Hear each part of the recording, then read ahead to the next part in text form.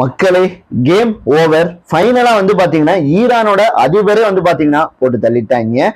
கொலை நடுங்க வைக்கும் இஸ்ரேல் ஈரான் போர் காட்சிகள், இப்படி பல விஷயத்தை இந்த வீடியோல பார்க்க போறோம். மனசை வந்து கல்லாக்கி இந்த ஒரு வீடியோ பாருங்க.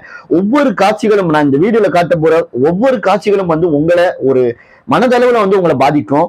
இந்த வீடியோ பார்த்துருவாங்க. இது வந்து பாத்தீங்கன்னா பக்ரைன்ல வந்து பில்டிங்கை வந்து ஈரான் வந்து அட்டாக் பண்ணியிருக்காங்க.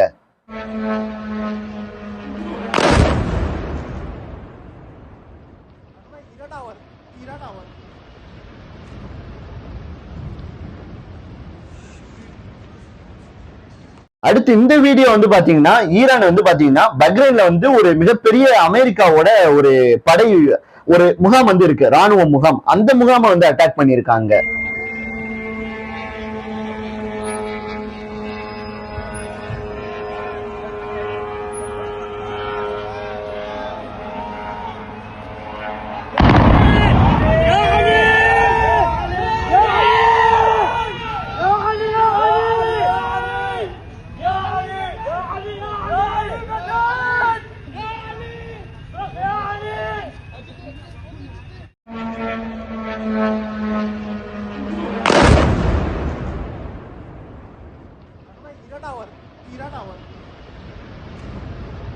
வீடியோ பார்க்கும் போது என்ன சொல்றதுன்னு வந்து பாத்தீங்கன்னா தெரியல. கத்தார்ல அட்டாக் பண்ணிருக்காங்க Iran.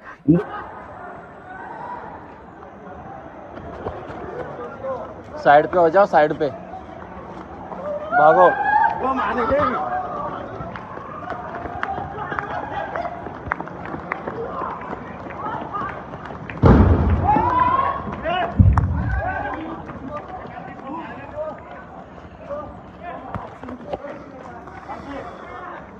Oh my God.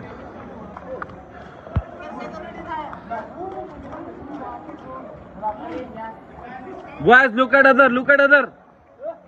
Look at other. Look at other, anything here? Oh my God. बिल्कुल मेरे रूम के सामने. या अल्लाह खैर. இன்னைக்கு நைட்டு வந்து பாத்தீங்கன்னா ஈரான் எவனா இருந்தாலும் வெட்டு வேண்டாம்னு சொல்லிட்டு கண்ணா பின்னான்னு வந்து பாத்தீங்கன்னா தாக்குதல் நடத்தியிருக்காங்க. கிட்டத்தட்ட வந்து பாத்தீங்கன்னா எந்த நாடு அதிகம் பாதிக்கப்பட்டிருக்கும் அப்படின்னு கேட்டீங்கன்னா துபாய். நான் இதுக்கு முன்னாடி ஒரு வீடியோ போட்டிருந்தேன், அதிலேயே சொல்லியிருந்தேன். துபாயில உச்சகலிப்பாவே வந்து பாத்தீங்கன்னா ஈரான் வந்து அடிச்சிருக்காங்க அப்படின்னு. துபாய் வந்து பாத்தீங்கன்னா ரொம்ப சேதாரமாயிருக்கு. துபாயில வந்து இப்போ ஒரு மிகப்பெரிய ஒரு தீவு வந்து 5 ஸ்டார் தீவு ஒன்று கட்டியிருந்தாங்க. அந்த தீபவே வந்து பாத்தீங்கன்னா ஈரான் வந்து பாத்தீங்கன்னா அடிச்சிருக்காங்க. ஹர்மோஸ் ஜலஜந்தி இதை ஃபைனலா வந்து பாத்தீங்கன்னா ஈரான் வந்து க்ளோஸ் பண்ணிட்டாங்க. இதுல கையை வந்து பாத்தீங்கன்னா வச்சுட்டாங்க. இது என்னடா அப்படின்னு கேட்டீங்கன்னா ரொம்ப முக்கியமானதா அப்படின்னு கேட்டீங்கன்னா இந்த வீடியோவை நீங்க பாக்குறதுக்கே வந்து இதுதான் ஒரு முக்கியமான ரீசனா இருக்கும். ஏன் அப்படின்னு கேட்டீங்கன்னா இந்த ஒரு இதை க்ளோஸ் பண்ணனால நம்ம நாட்டுல இருக்கக்கூடிய பெட்ரோல் விலை, டீசல் விலை எல்லா விலையும் வந்து பாத்தீங்கன்னா ஏற போகுது.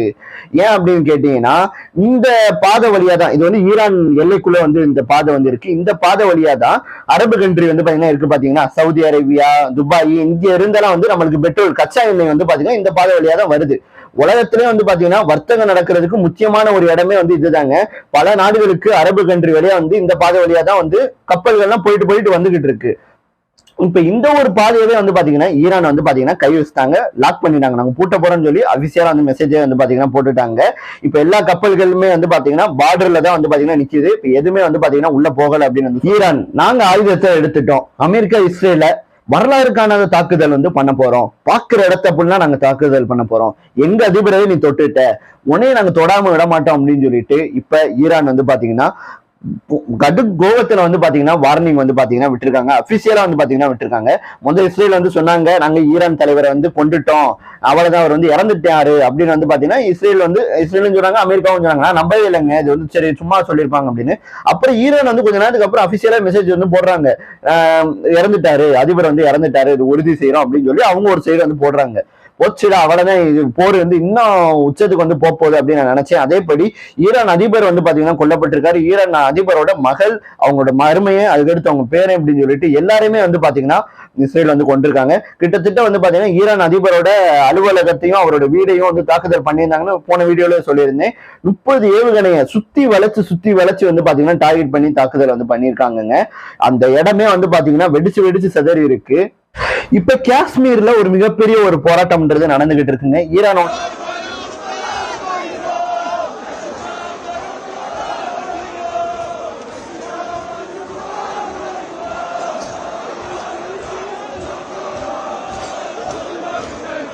அதிபர் வந்து இறந்துட்டாருல. இதை வந்து பாத்தீங்கன்னா அங்க வந்து போராட்டம் வந்து பண்ணிக்கிட்டு இருக்காங்க.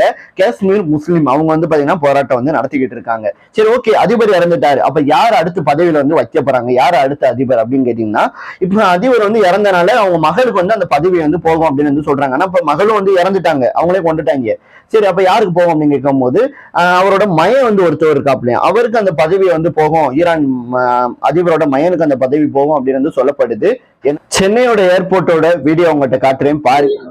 Of Dubai airport is closed and we have no flights. Anything else you all are facing here problem? பாருங்க எவ்வளவு பேர் வந்து பாத்தீங்கன்னா நிறைஞ்சு வழிகிறாங்கன்னு. கிட்டத்தட்ட 400க்கும் மேற்பட்ட பிளைட் விமானங்கள் வந்து பாத்தீங்கன்னா நுப்பாட்டி வைக்கப்பட்டிருக்குங்க. ரெண்டாவது வந்து டெல்லி.